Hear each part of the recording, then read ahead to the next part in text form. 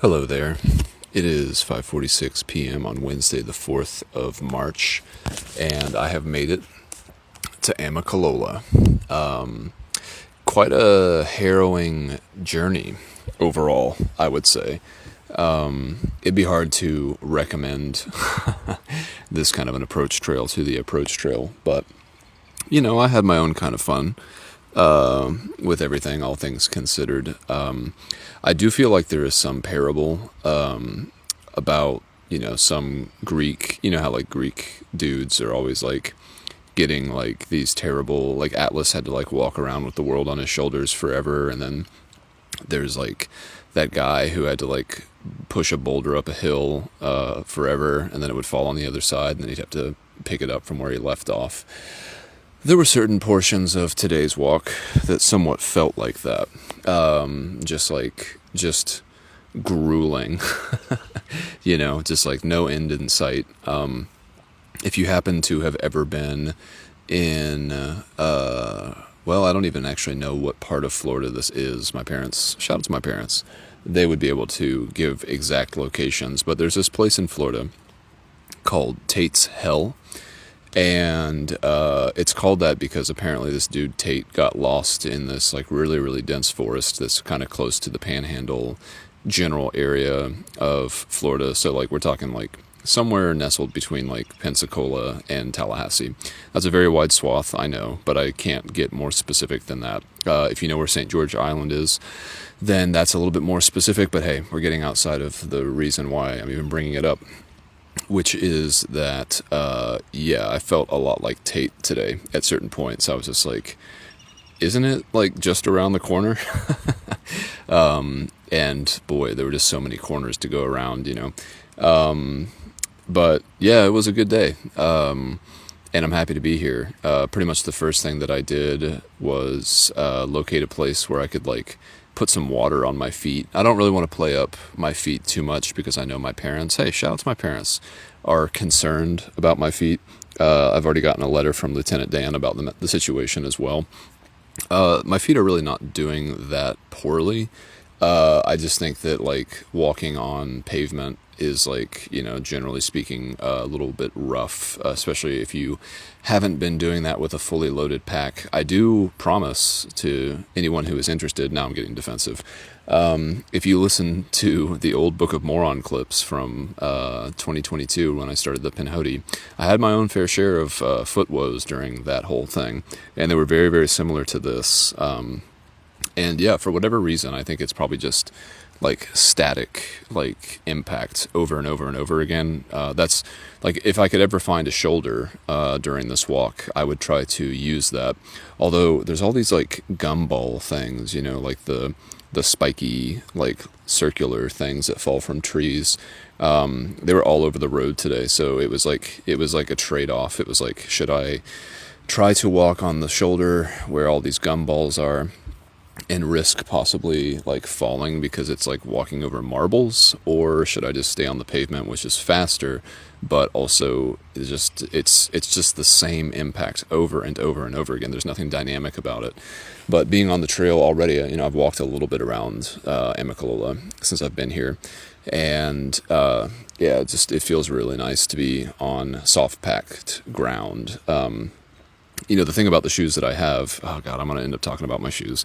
They are designed to like not provide much separation between you and the ground upon which you walk. And so, I've been becoming very intimately acquainted with the ground upon which I walk. And there's nothing to worry about, okay? This is all part of the fun. But yeah, I'll get into things as I'm supposed to. But when I first got here, Amicalola, they've done like a really, really big redesign of the visitor center. It's not super recent, but definitely since like 2019, somewhere between then and now, they did like a complete overhaul, and the new visitor center is extremely nice. But when I got here, I have a memory of what it was like to be here, which is most prominent from like the first time I ever came here, which was 2018.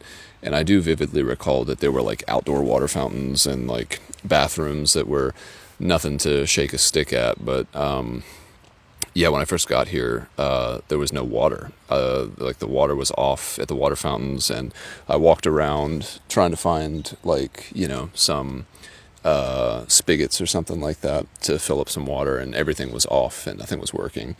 And so I was a little bit concerned because I thought for sure of all places, like, Amicalola Visitor Center, like the beginning of the Appalachian Trail, there'd be like an obvious place where there was water, and there wasn't. So I was a little bit concerned. I ended up going back to the bathroom, and thankfully the water for the hand washing the sinks, that was all on. And so I thought, well, at the very worst, I'll just drink hand water that's also warm. And then we can just call it a day. But thankfully, someone was like leaving that looked official. They had a name tag. And so I was like, hi, is there like any way to get water around here? And so she pointed me to a spigot that was still on. And yeah, I turned it on, and all of the water that came out of it initially was very orange. And I was just like, this is like not my favorite thing. I have like certain water phobias, waterborne illnesses are a thing. And, I was just like, dang, that's not exactly what I wanted to see. But, I let it run for a while and got some water. Can you tell what's on my mind? My feet and my water. And so anyway, I have water for what it's worth. And yeah, I actually made it. Pretty wild. I biked here. I think I mentioned that not so long ago, back in January, I think it was, or something like that, from, what was it? North Springs. I took the MARTA train, Atlanta's public transit system. I took that to the northernmost station, and then I biked from there because I was just like, it's going to be 20 miles just to get to this point if I were to bike from my house. And honestly, I've just biked around Atlanta so many times. I was like, I'm not going to get anything experientially from biking these 20 miles in Atlanta traffic. So I went all the way up to North Springs, and then I biked all the way up here, which was only like 60 miles or something. It was crazy how close it was to Atlanta, Amicalola. But yeah, last time I was here, I doubt the park was actually closed, but by the time I got here, it certainly was. And then I ended up, I do recall this. There's like I can see it from here. There's a road that takes you up to an area that I had decided I was going to try to make something work for camping at. And this road is really steep. It was the steepest road of the entire day. And by the time I got here, I was like not in the mood to do that because I think it was like 20% grade or something crazy. Like it is really, really steep. And so I was like, well, I'm a prideful person. I don't want to walk my bike up this hill. And so I was like, well, I could take the stairs, the famous Amicalola stairs. And so that's what I did do. Instead of going up this hill, which would have been probably not as bad as I was thinking, I'm really surprised I didn't just bite the bullet because, that's the kind of person I typically am. I went over to the stairs and I put my bike on my shoulder and I just walked up all of them. So, I haven't been here since then. And, today was a nice day. I had the thought, which I have relayed to several other people since. So if you are one of those special people, Travis, shout out to Travis. Forgive me for being repetitive, but I do think that rambling is how we get to our points. And if practice makes perfect, then I think there's nothing wrong with saying the same thing over and over again. But I did have a fun little thought experiment today while I was walking, and I was like, man, I'm kind of hot. I was like, wow, I wonder how long it will take on the Appalachian Trail for me to wish for weather like this again. That's like a fun part of the trail experience itself, just because like you're going through all these weather extremes. I definitely recall in 2022 being just so viscerally angry at the wind. It's one thing if it's cold. Cold is kind of like, generally speaking, in the Southeast, a pretty endurable thing at almost any elevation. I mean, within reason. But when it's windy and it's cold, that's when things get desperate. And I would just remember like just wanting to yell at the wind at just how bad it felt, But yeah, none of that for today, for sure. we're sitting on a field of victory here, as Merry and Pippin said. And yeah, I feel not fried. That's not the right word. I guess I feel a little. Well, I feel a little tentative. Maybe I'm not sure. Timid, temerity. Temerity means like strength or something, I think. But yeah, I don't know. I feel like I interestingly, I feel more exposed in this area, which is technically a park that allows people to be here, than in the areas where I have been camping wildly and unrestrictedly.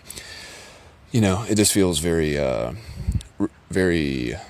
I don't want to say artificially built up because I feel like that's disrespectful, but the vibe here is just different. There's a bunch of like day hikers here and people just enjoying the park, and there is also an Appalachian Trail shelter here, which I'm going to go investigate after I make this clip and get a little bit more courageous if Bacchus is any help.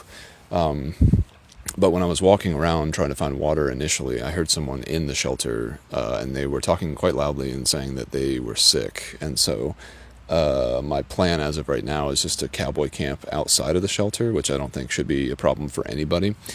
But I don't really want to cross that bridge until I have to. And there is like actually a little creek here, and there's literally a bridge that I have to go cross in order to get over there. So that's kind of funny. Kind of, anyway. But yeah, my dude, quite a day. It's getting a little chilly as the sun, ooh, there's a car going up that crazy hill. Yeah, dude, put it in whatever gear gets you up there.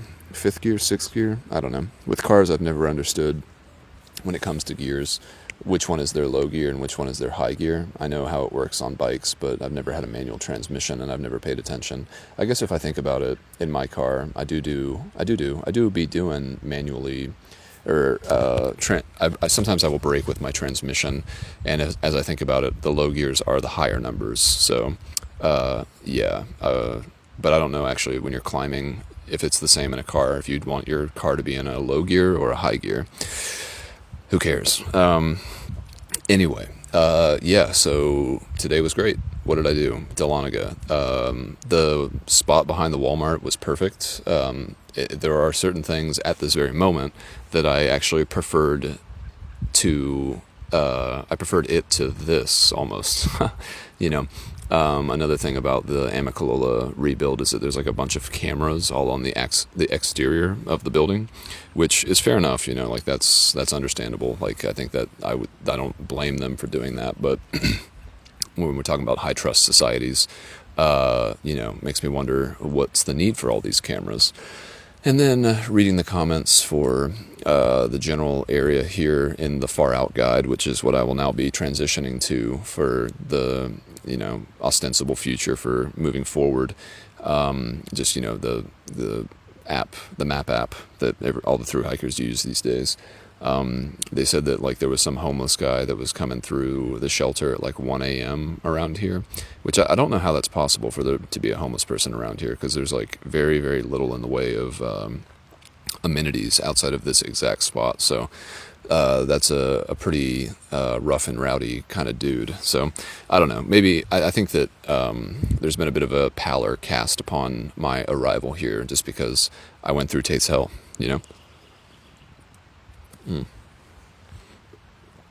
And I just feel like there are higher stakes and there's less ability to conceal yourself.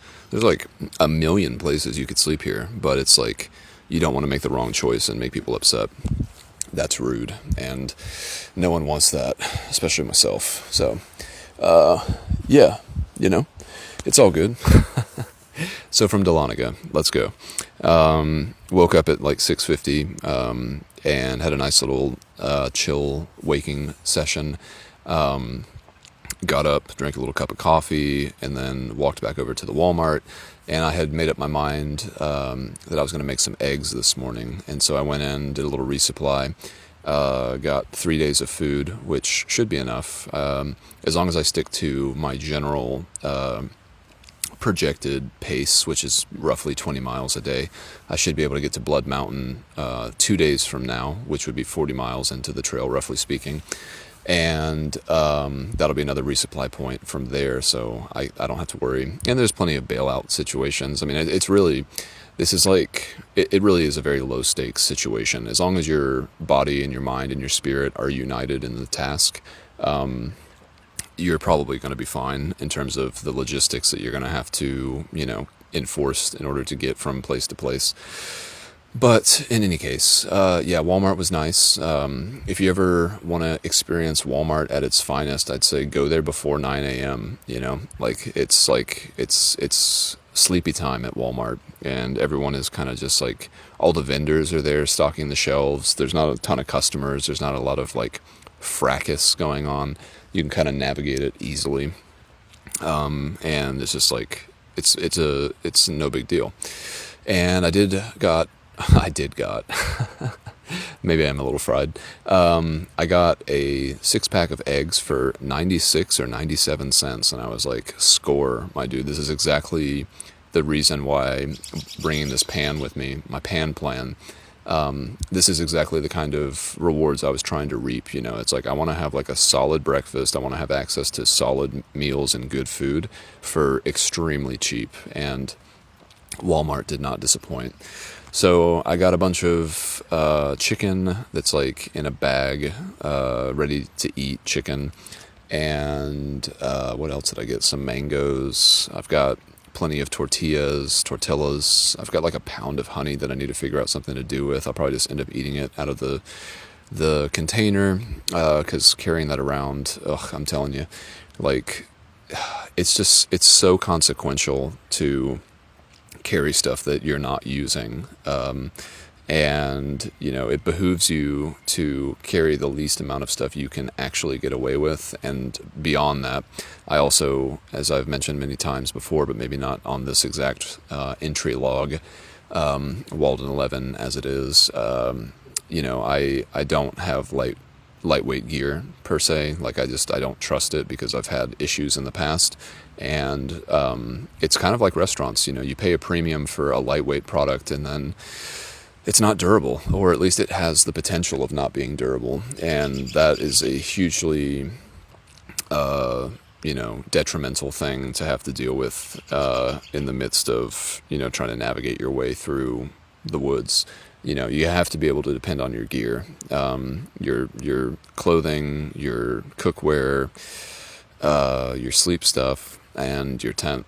And yeah, the tent that I had one time in 2022, Big Agnes, the actual poles broke. Like they broke out of the hub that you would affix it was like a one pole tent system set. And like for whatever reason, just this extreme amount of pressure that was on this little hub thing, which I wish I could describe it better, because I feel like I don't really paint a good picture of what actually happened and why it was so problematic. But it broke completely. Like it connected on two different sides of this hub with poles, and then the hub broke both sides at different times. And so like I wasn't able to pitch a tent, and I was in the Smokies, and it was rainy. You got to be able to have your shelter. That's like a vital thing. And so the tent that I have with me now, like I think it weighs 3.5 pounds, which is that's not something that anyone would ever brag about in the lightweight community, the ultralight community. That's like carrying nearly, I don't know, 2.5 tents maybe of ultralight material. But I digress. Walmart was great. It set a good precedent for the day, and I headed out feeling good. I think my favorite time of the day is the morning and the evening. They seem like they're kind of flip sides of the same coin, more or less. And yeah, I felt good, felt fresh. My feet felt good. And it was fun to go through Dahlonega. It's I think probably of all the towns I went through, that's probably my favorite one. Like it's a college town, so it felt like it had some young energy, and it wasn't just like strictly, suburban sprawl or anything like that. Like Clarksville just felt like every other like kind of biggish town I've ever been in. And I guess that's pretty much the only other town I went through. I went through Tiger as well, but Tiger's pretty small. If you blink, you'll miss it.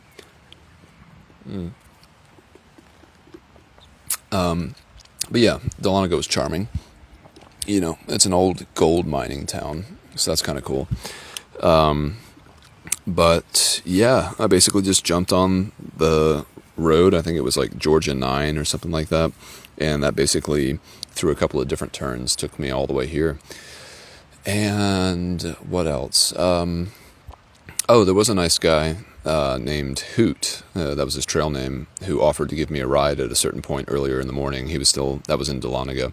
So I did want to give a shout out to my dude Hoot, who is going to be going for a Triple Crown in the next couple years. So yeah, thanks, my dude. I have turned down a lot of ride offers, which, for me, it's difficult for me to accept other people's kindness, especially when I have already delegated my time to like a certain type of project, basically. Like I want to do things the way that I want to do them, and I don't really want any intervention unless like something drastic has happened that I need to kind of account for. Or maybe like, oh my god, 21 minutes. I was already thinking, I was like, I don't feel like I've talked more than 5 minutes, but I guess I have. But yeah, everyone who offered me a ride, like I kind of made like a mental note, like not an explicit one, but just like, I want to pass this kindness along, like in whatever way that I can, moving forward. Like if someone needs something, like that good intention should not go unrewarded. So I will be looking for instances where I can be helpful. When I was living with my parents, and I still made like a lot of clips. I think I made close to 40 while I was living with them. A lot of recordings, I should say. And, just kind of documenting my life for my own sake. And at a certain point, I realized that the currency that I had to offer in exchange for my time being there was my utility. And I feel like I might have already mentioned this in a different clip when I was kind of vaguely tracing the time that I spent with my parents. But yeah, just like, being out here doing what I'm doing, like the only thing that I can do for other people is to be kind and to be helpful. And when I see other people attempting to be kind and to be helpful from like toward me, I feel like it's kind of like two magnets when you have like the same pole and you try to stick them together and they just repel each other, because it's just like, well, like I feel fine, and I'm actually looking for ways and places and people to which I can be of service as well. Like I'm not so down on my luck yet that I need to resort to the kindness of others. I feel like it's my duty and my job to give of myself first before I start asking other people for things. And, plainly speaking, I just didn't really feel like I needed anything yet. So shout out to my dude Hoot. I appreciate your offer and everyone's offer who has volunteered to take me somewhere during this little excursion, this little warm-up, this approach trail to the approach trail. Your kindness will not go unnoticed or unrewarded. Hopefully if nothing else, I can just use that as a certain type of fuel to project myself forward and, again, try to find people who I can do the same thing for. But yeah, got out of Dahlonega without much to say about it. Enjoyed the walk. It was nice. It was a crisp morning, but still warm. And there was a gas station that was about 6 miles outside of Dahlonega, and that was going to be my, or at least at the time I didn't know, but I thought that would be my last water stop for the day. So I would have to still do, was it, 15 more miles after that in order to get here. So, it was definitely, it was a long water carry as far as like Appalachian Trail standards go anyway. But I was like pretty comfortable and content with being able to manage that if need be. But yeah, the gas station was nice. I think I was able to charge my phone up to 100%, which is pretty, awesome. And so I hung out there for a little bit and had a snack. I basically, again, I've been trying to take a break every 5 miles or so, kind of stretch that out a little bit today because of the situation. But yeah, that was a nice little stop. And then it was a 15-mile walk to here. But there was one more area that I was able to stop at that was called Iron Mountain Resort, I think. I kind of forgot already, but yeah, that was like a cool like ATV like resort style place where people who are enthusiastic about basically what like quads and two wheels and stuff like that. They could go out on private land that was in the woods and have a good time. And the people there were really nice. Let me fill up my water and sit in some nice chairs to take a nice little break. I had a good snack, and yeah, everything was great. Then I pressed on for the rest, and that was when Tate's Hell began. It just felt very, very like I don't know, monotonous is a word for it. Undifferentiated equilibrium kind of a thing. It was just like it just felt like the same scenery over and over and over again, which is definitely characteristic of the Appalachian Trail itself. So it's not something that I dislike per se, but I was excited to get here, and it just seemed like it took a really long time. But hey, that's fair. That is what I'm signing up for. So if that ends up being something that I experience, then hey, that's par for the course. Oh yeah, got some stuff to throw away, some nasty things that I put on my feet earlier today. Some nice like cushioned tape, which I guess I should mention too. I bought some moleskin, which I've never really used before, but I've heard good things. So yeah, from Iron Mountain, I think it was 8 miles. Like one of the guys who was working at the resort said that it was only 5 miles to get here, and I was like, oof, if only that were true. So yeah, like I have not been looking at my watch or anything like that, because like I don't really care what time it is, because I'm just gonna get there wherever there is whenever I get there. And yeah. It was a bit of a slog, my dude. I'm excited to be on terra less firma, going forward. When I got here, the first thing I did, like I mentioned, I was looking for a place to kind of cool my feet down a little bit, and I just ended up putting them into the stream that you might be able to hear in the background, but you probably can't. I'm not sure. If you do hear this sound, I'll be quiet for a second. If you can hear that, that is the sound of the stream that I put my feet in. So hopefully no one's drinking downstream, because that'd be pretty gross. But yeah, I made it. And I don't really think I made any notes today. Did I? No, I didn't.